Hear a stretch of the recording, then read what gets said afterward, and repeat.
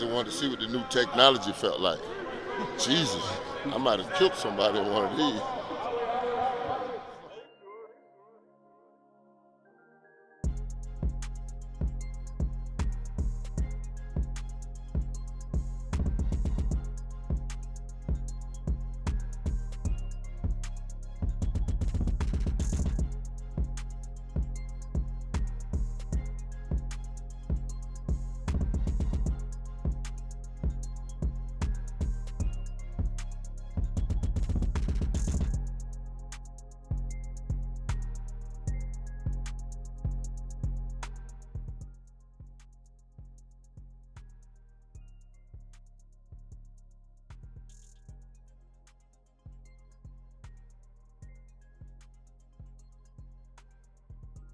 I watch Uncle Neely in the pregame show all the time. I appreciate it, bro. Never miss it. Yeah, I appreciate it. And Wednesday with Warren Sapp. Woo, I love Wednesday with Warren. Right on.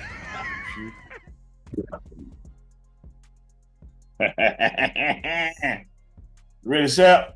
I'm ready when you are. The virtual clap. That can only mean Hey. one thing. It's Wednesdays, and it's time for Wednesday with Warren. Virtually. And we sorry we're a little late. We're in two different places, so I had to make sure the big fella knew that I was ready for Wednesday with Warren, because I don't want to hear no mess out of nobody that subscribes, likes, comments, or share. We're going to break the algorithm. That's what we're going to do. We're going to break the algorithm. Yeah. Break it and retrain it just like you do with a player. You got to Yes, break yes, it all the yes. way down and build it back up. Yeah, you brilliant.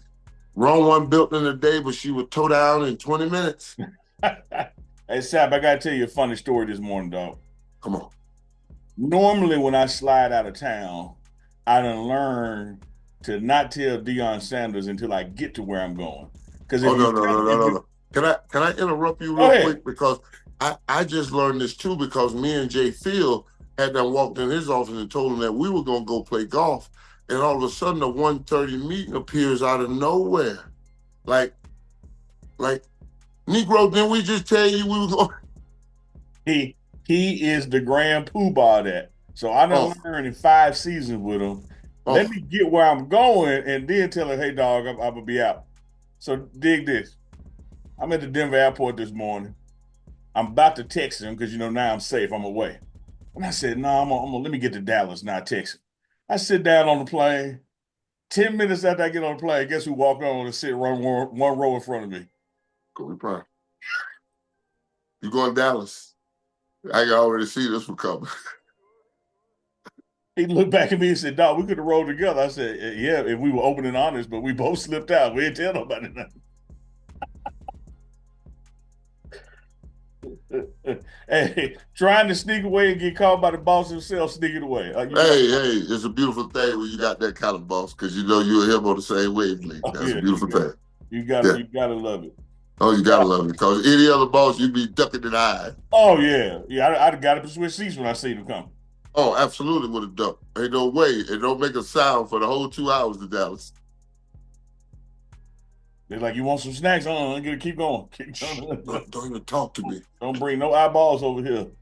Nothing. Snap, we not only got a regular season behind us, we got to explore this. We got your first season as a coach behind us. Yeah. I was reflecting on that the other day with Marcus and the Smack people, and I was just telling them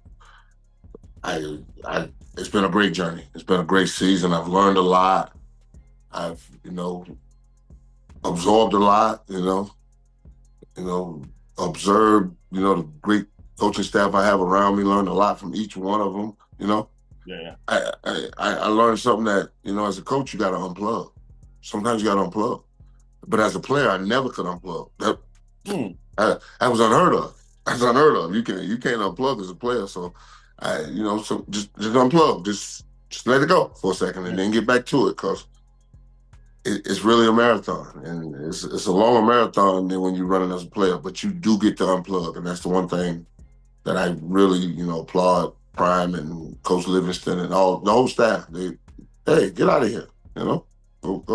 Go get your mind right. Go come back tomorrow. We'll see you tomorrow. It's a beautiful place to work. Beautiful place to work. Would you say that's the biggest lesson you learned this year about being a coach? That, and the biggest lesson is you can't cookie cutter. They're not all the same. Whatever turns him on does not turn him on. Whatever he mad with does not get him mad. I mean, they're so uniquely different, and they all learn in their own special way, and you got to be able to touch them. And that's what makes it so unique, and it makes it so gratifying when you see them come together and do the things that they're supposed to do, and they're doing it together, and the look in their eye and the excitement in their eyes. I mean, it's nothing better. That's the appreciation. You know what I'm saying? You know, it hit me at the end when I was, seeing the scenes come back through there, and I was saying, congratulations. You know, that's when it hit me that, yeah, we just did a season, man. Yeah. First one as Coach Sapp, and one of your players, Chidozie, the block bully, got invited to the Hula Bowl. Yes, sir. Yes, sir. I was trying to work to see if I can get BJ in that thing too, but it's just you play a numbers game with this whole big thing, and we're gonna see. He really deserved it. I mean, from where we were in the spring to where he is now, I'll bank my coaching reputation on him being a pro. He's gonna be a good pro. Big bet. Yes, sir. I mean, yes, I hear you. I mean, yes, sir. I understand that BJ is a pro, but you putting up a lot. Oh no, I know what we poured into him, and I know how he's gonna go about it as a man.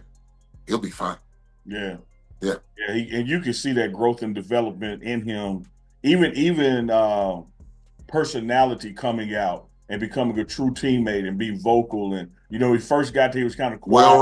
Well-rounded. It was all about him. It was all about him. And nothing else even registered to him. I think that baby really did something for him. When you get something that is greater than you and you're living for something other than yourself, it really gives you a whole new perspective on life. And I think him having a child really, really gave him a whole new responsibility that he knew he had to go out and get some business done and take care of his family. So that normally wakes you up when you got another mouth to feed. And them Pampers are damn expensive. Hey, Coach Prime, I always talk about find your why. Why you here? What? Why you do it? Why do you get up? Why do you taste your own blood? Why? Why does it taste good? Yeah. Yeah, you got to find it, because there going to come times when it's going to be cold, hot, and head behind that you don't want to do it. And you got to realize, I ain't got to like it. I just got to do it. Yeah. Before, speaking of tasting blood in your own mouth, before we talk about the season, let's talk about the last game. 52-0 shutout. Offense was clicking, special teams clicking, and clearly defense was clicking because they didn't score. I think they tasted their own blood, Coach Sapp, and they didn't like the way it tasted. No, not at all. And they're running back Ollie Gordon, after Shiloh hit him, I think it sent a message to the whole team. These boys ain't playing today, boy. We better duck. They shoot bullets. And it was a beautiful thing to see, because after what happened in Kansas City, I wanted that taste out of our mouth so bad. I mean, it was, and we jumped on them from the word go, and just kept the pedal down. And then the best part was our reserves went in and preserved the shutout. I mean, and I have to take my hat off to Oklahoma State's coach for allowing the shutout to go down, because most coaches would line that thing up, call timeout, and kick a field goal. Yeah, I thought that was admirable as well. And let me say this. No, I mean, he knew we didn't have our ones out there trying to smother him or kill him. No, let me say this. If I'm the head coach, I'm kicking that field goal. But he certainly could have put 3 points on the board. And he said, man, what's the point now? They don't whoop us off. We just spiteful. Yeah. We just spiteful. All right, Sapp, I'd have got that 3 points. Like I said, we just spiteful. I would have did it too. I'd have got that 3. It might not have meant nothing today. We spite. Yeah, it does. It does. Because they would normally put up with that when you shut out with the last time you shut out. There's normally a lengthy time in between those two. And I would have added another week and another year to it. I would have kicked that field goal. Yeah. And I want to say, man, this is the biggest margin of victory for the Colorado Buffs in the conference game. Since 1956, I think. Only Peggy seen that. Yeah, that's a good point. Let me ask you this, Coach. From a coaching standpoint, you talked about from the word go, getting that taste out your mouth from Kansas. It probably started when the clock hit 0 in Kansas. What was the damn difference in the defense and the mentality or the spirit or whatever it was to go from what happened in Kansas to a shutout in 7 days? 6 days. Did you get mad? 6 days. It was a short week. Yeah. So That's the frustrating part because it wasn't.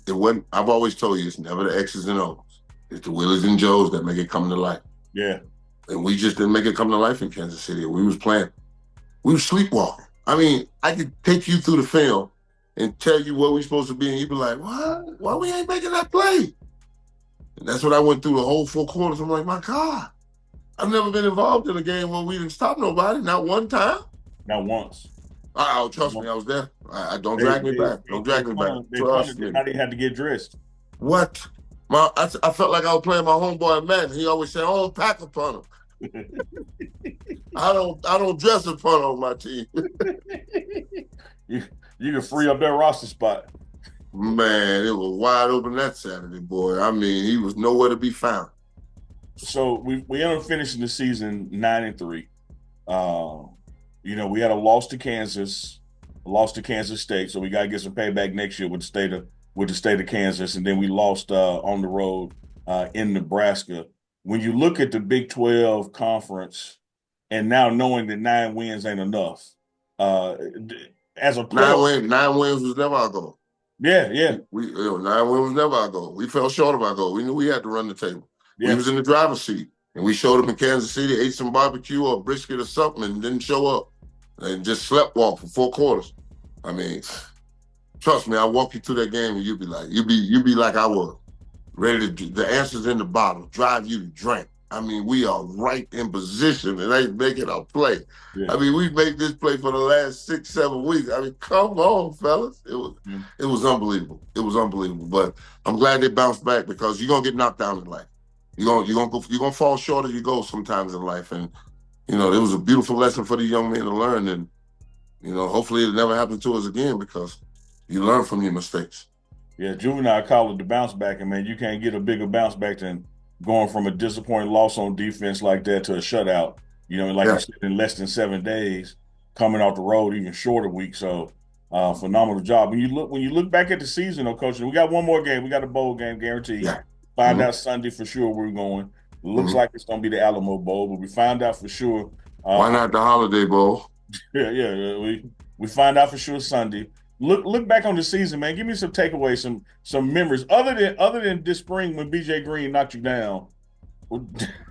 Give me some of your memories. Also a non-viral moment. Okay, all right. No, I just go back to the first day I came in here. I landed on April Fool's Day, which is the craziest thing ever. And you go to work on April the 2nd, and we just went about it, and the progress that the young men have made, the improvement, we started running behind them to get them to run to the ball. You remember that? We was chasing them. Yes. And after about 2 weeks, I looked at D. Lou. I said, I'm not built for this shit. It ain't my job to be running out of the ball. If they don't want to run. The physical demonstration. Trying to show them how to chasing them.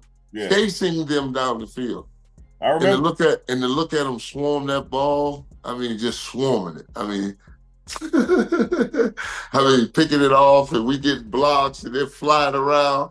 Yeah, it's just a maturation of the journey. The great Michael Irvin always say it's about the distance traveled, and I watched these young men travel a great distance in these 12 games and these 13, 14 weeks that we had with them. It was just beautiful, and I just can't wait for them to come back and we finish it because I'm a little lost right now without them. I'm looking around for someone.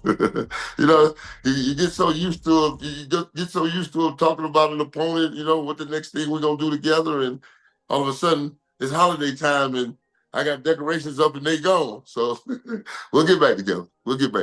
Speaking of holiday time, like I said, we got a bowl game coming. Speaking of holiday time, you got your gift display back there. Today was National Signing Day. Next week, the portal opening up. So we got some gifts coming on top of the gifts that were already coming back. I think we got everybody we wanted today. Yeah. I think that was the report. We got everybody we wanted today. So, we got to reload. For the first time, we gonna line up, and it'll be my second year, but it'll be the first time we line up. We ain't got the best player on offense and defense instantly. Facts. Totally new day. That's a shock to the system when you line up and you ain't got the best player on offense and defense right now. It ain't even a question. Yeah, but I'm ready for the challenge. I was watching us the other day on the film and looking and see what might be available and what we might want, and I like it. I like where we're headed because we're all going together. We're all Speaking going in the same direction. Speaking of where we're headed, let me talk about where we are and where we were headed this time last year. This time last year, Coach Sapp, we didn't have a defensive coordinator. This time last year, we didn't have a D-line coach. This time last year, Sapp was just this. This time last year, I didn't have a degree. I was still in class. Yeah, but it was just an internet rumor. You know, like, is he coming? Is he ain't coming? Yeah. When you fast forward a year, and now you got Rob Livingston, you got D-Lou, you got Sapp. Dancy moved up from analyst to DN coach. The impact that that's had on the defense and the impact that it's going to have on recruiting in the portal, dog. Because people have seen it now. They've seen it. I understand that, but sometimes seeing ain't believing. You don't believe none of what you hear and half of what you see. Okay. You don't know what took place before you saw what you saw. But I think when we get, man to man and in the front of the people that we want, I think we'll be able to pull a trigger. I think they understand what we're gonna bring to the table and how we can enhance them. Yeah. Not only on the football field as men in life. And yeah. I don't think you can ask for a better situation. I couldn't if I was sending my son somewhere. Coach, I don't know a better place to put a thumbnail in this week's Wednesday Warren. Next Wednesday, we'll know where we're going for the bowl game. Next Wednesday, Travis and Coach Prime will be on the way to New York City to bring this Heisman back. So we got some stuff next week. The Wednesday after that, we're back in practice getting ready for the bowl game. Don't worry about it. Wednesday we won. We're going to fire it up. Either we going to be on top of each other or we be here via the modern amenities that we have in the 21st century. I'm still waiting on my damn flying skateboard from damn Back to the Future. Oh, yeah, man, they lied. Let me tell you, Sam. Now, there's a couple things they lied about my childhood. Uh-oh. My teacher told me I wasn't going to always have a calculator. That was a damn lie. I got one on my phone. And every Western I used to watch, and even karate movies, they had me way concerned about quicksand. I ain't never seen no damn quicksand. There's no such thing. That's a myth. That's what I'm talking about. That's a myth, yeah. No such thing as quicksand, yeah. Every damn thing you wake up, somebody falling in quicksand. I'm like, damn, I got to be careful about that quicksand. Got to be careful about that quicksand. And we was in the woods, too, boy, with a lot of dirt. A lot of dirt in the south. Yeah, damn sure wasn't no quicksand, though. They definitely told that lie. They definitely told that lie. Boy, you ain't gonna always have a calculator. A lie. A lie. I sure do got one. That's a good one. That's two major lies they did tell us. They had us worried about quicksand and you ain't gonna have a calculator. Yes, I do. Yes, sir. Wow. Coach, man, this is another Wednesday with Warren. We're checking in virtually. We're gonna drop this and we'll be back together in Boulder before you know it. Oh, I see you when I see you, baby. I watch Uncle Neely in the pregame show all the time. I appreciate it, brother. Never miss it. Yeah, I appreciate it. And Wednesday with Warren Sapp. Woo, I love Wednesday with Warren. Right on.